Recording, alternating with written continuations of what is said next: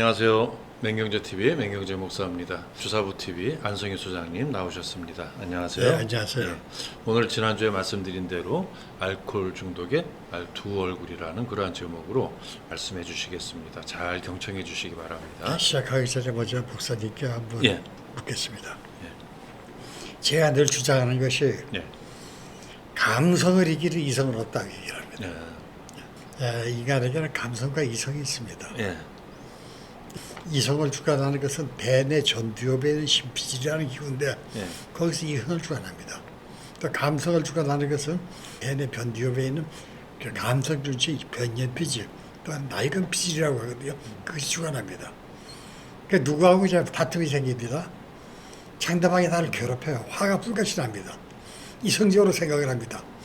저 자식 한 대 주워 박을까 하다가 생각을 합니다. 저 자식 질이 나빠. 내가 만약 한 대 주워 박으면 벌레를 잡아서가지고 병원에서 진단서 끌어가지고 경찰에 고발할 거야. 그 불려도 안 해야 되고 손해배상 물어야 되고 치료비 물어야 되고 참자 합니다. 이상이 처벌하고 얘기합니다. 근데 너무 화가 나니까 감정이 불편하니까 이성이 감정을 억제하지 못해가지고 감정 중지가 활동을 해서 주먹이 먼저 나가거든요. 그래서 늘 하는 얘기가 감정을 이기는 이성이 없다고 얘기하는데 그래서 하나님의 사랑도 얘기하고 성경 말씀도 얘기를 합니다. 그래서 여러분들 이성적으로 살라고 그러는데 이것이 과연 일반 평신도나 보통 사람에게도 가능할까요? 교회적으로 볼 때 말씀을 묻고 싶습니다. 이성이 감정을 컨트롤할 수 있어야 되는데 그게 성화의 과정이죠. 우리 기독교에서 말하는 성화가 되어질수록 이 컨트롤하는 힘이 커지고 이제 그게 가능해지는데 그 전에는 인간적인 모습이 먼저 나오기 때문에 화가 나오면 참지 못하고 제가 이전에도 한번 설교할 때 성격이 안 변해 성품이 변한다는 말씀을 드린 적이 있는데 성격은 거의 변하기 힘듭니다. 다만 성품이 변하여지면 이 성격을 이길 수 있게 되는 거죠. 보통 사람들은 사람이 술을 끊으면 하루아침에 새 사람이 되는 거를 착각을 하고 있습니다. 근데 정신과 전문의들 얘기가 이런 얘기가 있습니다. 알코올 주자가 술을 끊고 새 사람이 되는 거, 건강한 사람이 되려면 최소한 시간이 얼마나 걸리냐. 6년이라는 시간이 필요하다고 얘기를 합니다. 그 얘기를 처음 들었을 때 저건 중독자 돈을 뽑아먹게 하는 의사들이 처세다, 산술이다 그렇게 생각을 했거든요. 근데 제가 겪고 제가 실천해보니까 그 6년이라는 기간이 무의미하지 않더라고요. 완전히 변해버린 성격이 통화되어 가는 삶을 살아가는 거. 그 기간이 6년이 필요하다는 겁니다. 그래야 술이 완전히 끊어지고 사람이 달리 변하거든요. 이런 문제가 이제 여기서 나올 텐데 그러면 이 알코올이 이제 두 가지 면이 있는데 왜 그렇게 감정적으로 사람이 달릴 수밖에 없는가? 왜 이성이 감정을 억제하지 못하는가 하는 문제에 대해서 이제 아주 알아보도록 하겠습니다. 그래서 제목 자체가 알코올의 두 얼굴입니다. 이 문제에 대해서 알아보겠습니다. 술도 음식인데 하는 말을 많이 들었을 겁니다. 버릿고개가 있고요. 식량이 부족하여 먹고 살기 어려웠던 시절, 그 시절의 음식은 정말 귀한 존재였습니다. 그러한 귀한 음식을 먹고 미치지신 주정, 이 주정을 에게에서는 미친 기운이라고 해서 광기라고 얘기합니다. 이 주정을 하는 것을 두고 경계하는 의미에서 쓰인 말일 겁니다. 또 잘만 마시면 백약의 장이라는 이야기도 들었을 겁니다. 그렇다면 알코올의 정체는 무엇일까요? 먼저 술도 음식인데 하나 문제입니다. 음식은 식품입니다. 섭취해서 영양을 공급해서 얘기입니다. 에너지를 발생하는 것이 식품입니다. 사람한테 필요한 에너지를 공급받기 위해 음식물을 섭취합니다. 음식을 섭취하며 위장에서 소화된 탄수화물이 소장에서 흡수되어서 인체의 종합화학공장이 간장으로 보내집니다. 흡수된 탄수화물을 간이 글리코겐으로 만들고 다시 글리코겐을 포도당으로 변화시킵니다. 이 포도당이 인체의 에너지 공장인 구연산내로 또는 호흡사슬이라고 얘기합니다만 이리로 보내지면 여기에서 호흡을 통해 들어온 산소와 결합하여 연소가 되고 연소가 되면 에너지가 만들어집니다. 이 에너지로 사람이 활동하며 살아가는 겁니다. 세참이라는 게 다들 알고 계시죠? 힘든 농사일을 할 때 아침과 점심 사이 또는 점심과 저녁 사이에 세참이 주어집니다. 약간의 음식과 함께 빠지지 않는 것이 막걸리였습니다. 초초하던 차에 막걸리 한 사발 마시면 허기도 가시고 샘이 솟아 일의 능률이 오릅니다. 이것을 보고 술 힘으로 일을 한다고 합니다. 진짜 술꾼들은 술 약속이 있으면 미리 위장을 비워둡니다.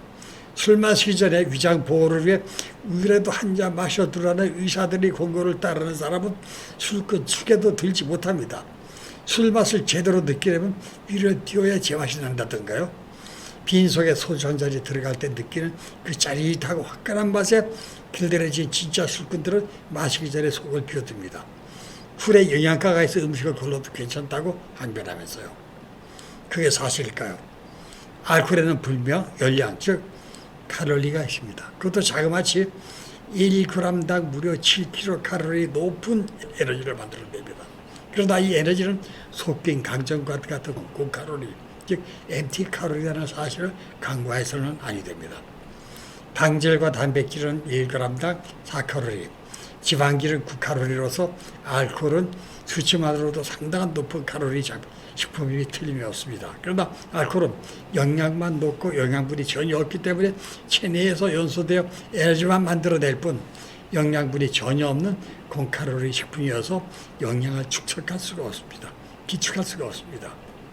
또 알코올을 연소하는 데 필요한 무기질, 비타민 등이 알코올 연소에 모두 소모되는 것도 큰 문제입니다. 미국에서 한 임상실험의 예입니다. 임상실험에 참가한 사람에게 2,500칼로리 음식을 준 다음 다시 2,000칼로리 에너지를 가진 알코올과 초콜릿을 추가로 먹인 후에 체중의 변화를 조사했습니다. 초콜릿을 먹은 사람의 체중은 2kg 이상 증가했으나 알코올은 체중의 변화가 거의 없었습니다. 이와 같이 알코올은 많은 에너지를 갖고 있으나 보조 영양에서 결핍되어 공칼로리 식품이라 불립니다. 그러나 술의 종류에 따라 약간의 차이가 있습니다.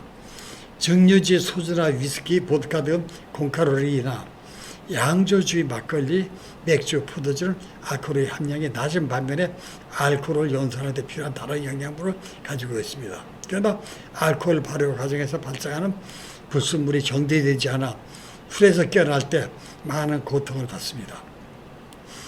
여기에서 많은 문제가 발생합니다. 술꾼들은 술이 들어가면 음식을 먹지 않습니다. 이미 인체가 필요로 하는 에너지를 만들었는데 필요한 영양소가 공급되었기 때문입니다. 더 큰 문제는 알코올 중독자의 경우입니다. 그들은 한 잔의 술이라도 마시기 시작하면 중단이 어렵기 때문에 반드시 과음을 합니다. 과음한 다음날 잠에서 깨어나면 숙취, 고통으로 해장술을 마십니다. 그러게 해장술은 술이 만든 질병인 숙취 치료제 역할을 합니다. 이렇게 술이 들어가면 빠른 속도로 에너지가 만들어지기 때문에 음식을 먹을 필요가 없어집니다. 그래야 알코올 중독자는 위가 비어 시장기를 느끼면 밥 대신 먼저 술을 찾게 됩니다. 많은 알코올 중독자들은 짧게는 일주일, 길게는 열흘에서 한 달까지 곡기를 끊고 술만 마셔 탈진 상태에 이르는 경우가 허다합니다.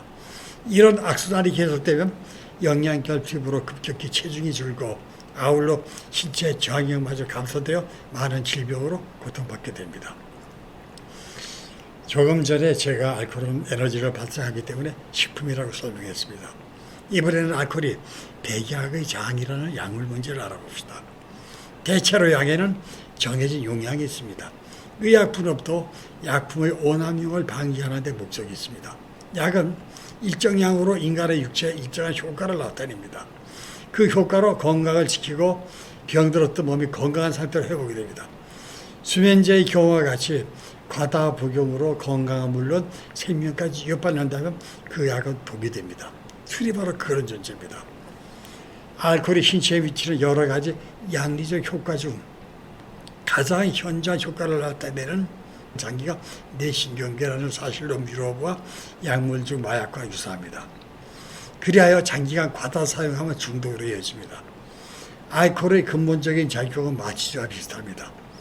소량을 마실 때에는 뇌의 억제성 신경세포에 작용하여 억제되었던 사고나 행동이 풀리는 것으로 보아 각성제라고도 하나 전문 의학자들은 오히려 뇌를 잠들게 한다고 주장을 합니다. 문제는 다량의 술이 억제성 신경세포뿐이 아니라 자극성 신경세포까지 마취시키는 데 있습니다. 옛날 미국 서부개척 시대에 몸에 박힌 총알을 빼기 위해 북한 술인 위스키를 마취제로 사용하는 것을 우리는 서부 영화에서 볼 수 있었습니다.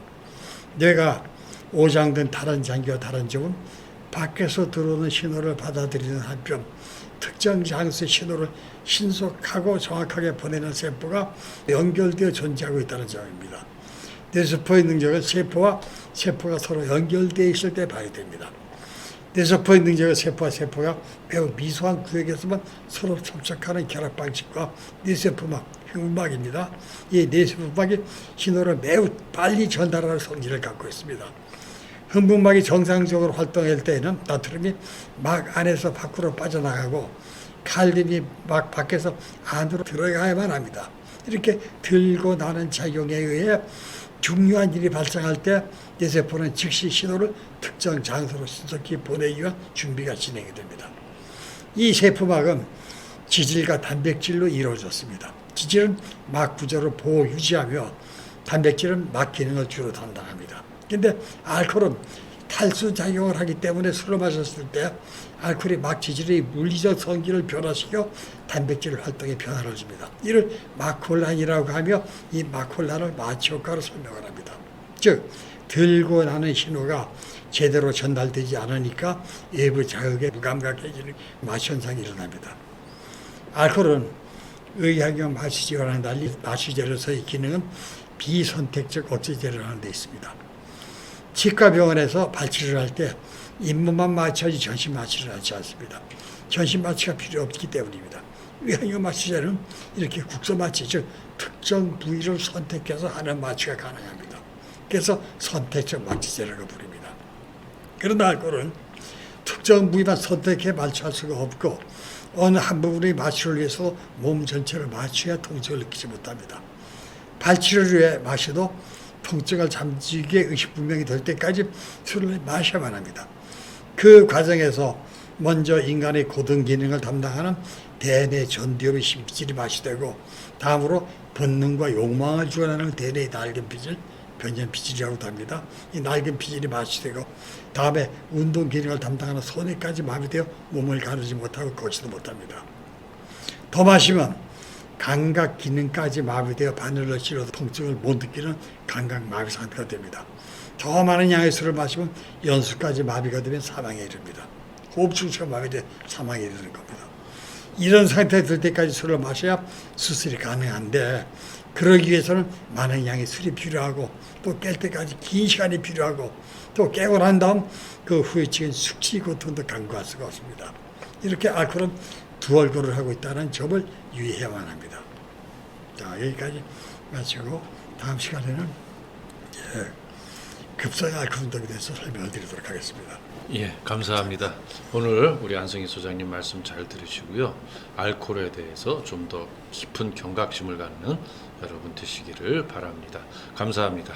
감사합니다. 감사합니다. 수고하셨습니다.